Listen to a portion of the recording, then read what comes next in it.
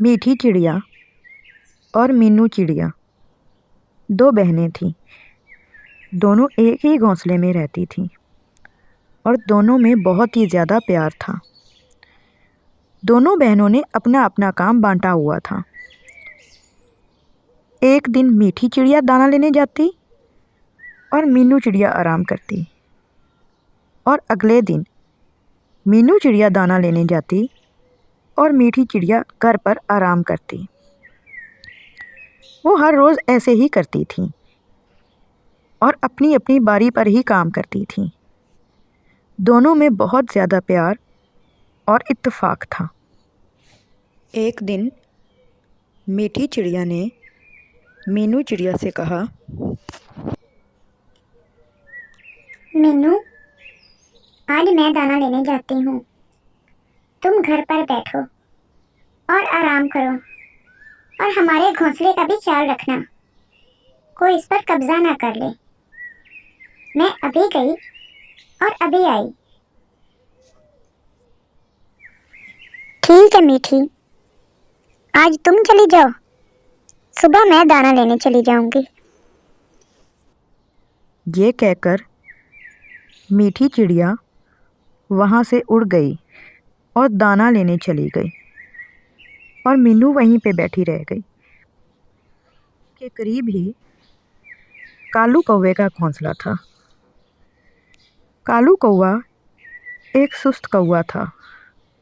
वो सारा सारा दिन सोता रहता था और दिन में एक आध बार ही दाना लेने जाता था। उसे इन दोनों बहनों को देखकर बहुत ही ज़्यादा जलन महसूस होती थी। वो अक्सर यही सोचता रहता था कि इन दोनों में इतना प्यार क्यों है।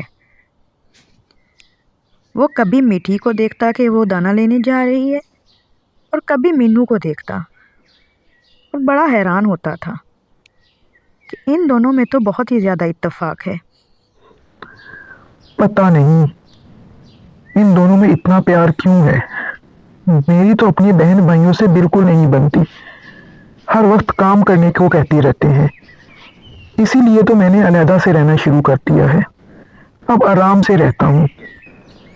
कभी दिल करता है तो दाना लेने चला जाता हूँ, नहीं तो अपने घोंसले में ही बैठा रहता हूँ। पता नहीं हर वक्त कभी यहाँ उड़ती रहती हैं, कभी वहाँ उड़ती रहती हैं। इनको हर वक्त काम की क्यों पड़ी रहती है, सुकून से बैठती क्यों नहीं। चलो मेरे यहाँ क्या जाता है, हर कोई अपनी मर्जी करे, मैं तो आराम करता हूँ। जब मीठी और मीनू एक साथ घोंसले में होती तो बहुत ज़्यादा बातें करती और एक दूसरे के साथ बहुत ही ज़्यादा खुश रहती थी। उनमें आपस में बहुत ज़्यादा प्यार था। एक दिन कालू ने सोचा कि इन दोनों में कोई खलल पैदा करता हूँ, इनमें लड़ाई करवाने की कोशिश करता हूँ। इनका इतना प्यार मुझसे बर्दाश्त नहीं हो रहा। कोई ना कोई आइडिया लगाता हूँ ताकि इनमें लड़ाई हो सके। आखिरकार कोई ना कोई तरीका तो होगा जिसके जरिए से मैं इनमें लड़ाई करवा सकूं। कोई ना कोई प्लान जरूर बनाऊंगा आज। चलो कुछ सोचता हूँ। अगले दिन जब कालू कौवे ने देखा कि मीनू चिड़िया दाना लेने चली गई है और मीठी चिड़िया घोंसले में अकेली बैठी है, तो वो उड़कर मीठी के पास गया और कहा,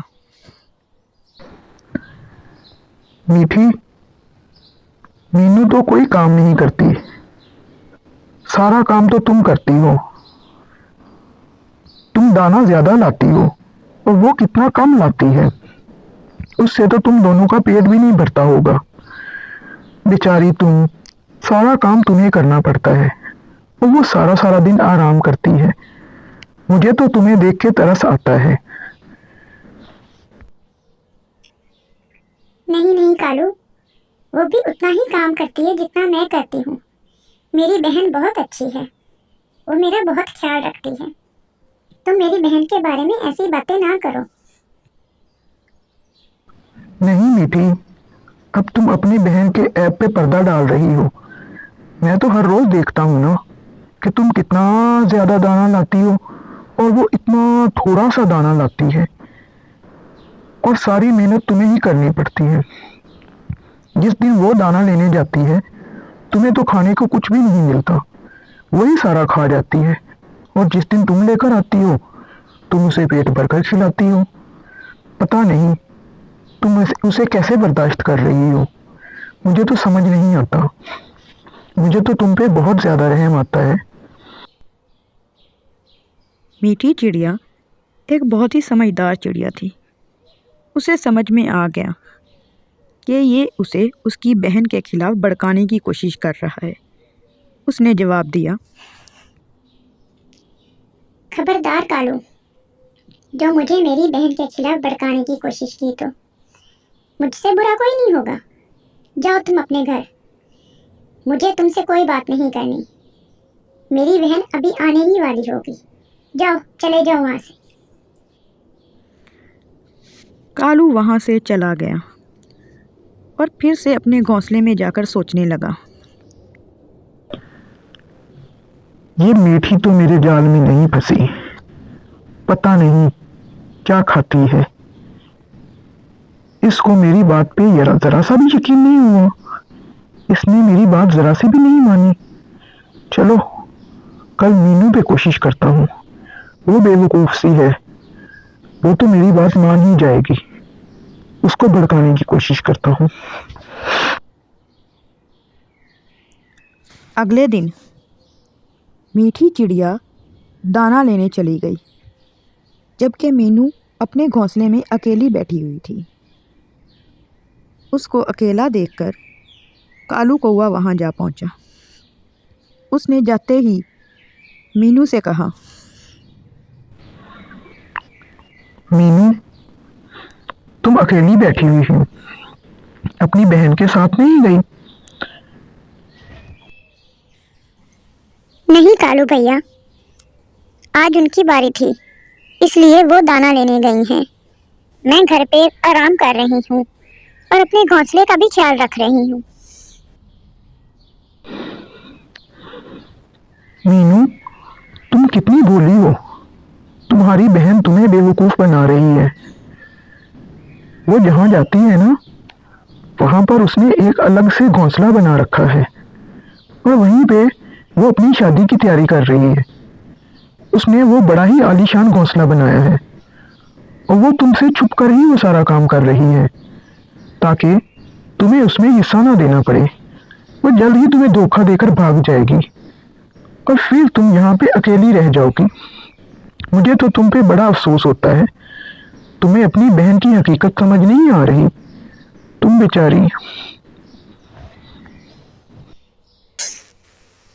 नहीं नहीं कालू भैया, मेरी दीदी ऐसी नहीं है, वो बहुत अच्छी हैं। वो मेरा बहुत ख्याल रखती हैं। उन्होंने आज तक अपने लिए कुछ भी नहीं किया। वो जो कुछ भी करती हैं मेरे लिए करती हैं। आप उनके बारे में ऐसी बातें ना करें। मेरी छोटी बहन, तुम्हें उसकी चालाकियां समझ में नहीं आ रही। वो बहुत ही ज्यादा चालाक है। मैंने उसको अक्सर वहां पे जाते हुए देखा है जहाँ पे वो एक बहुत ही आरामदेह घोंसला बना रही है, जहाँ पे वो शादी के बाद रहेगी। उसने तो शादी की तैयारियां भी शुरू कर दी हैं। मैंने खुद देखा है उसको तैयारी करते हुए। वो कपड़े खरीदने गई थी। अब तुम खुद बताओ, वो तुम्हारे लिए कोई नए कपड़े खरीद कर लाई है? नहीं लाई ना? बताओ मुझे।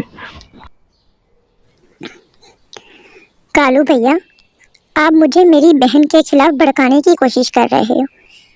मैं आपकी बातों में बिल्कुल नहीं आऊंगी। आप जाओ यहाँ से।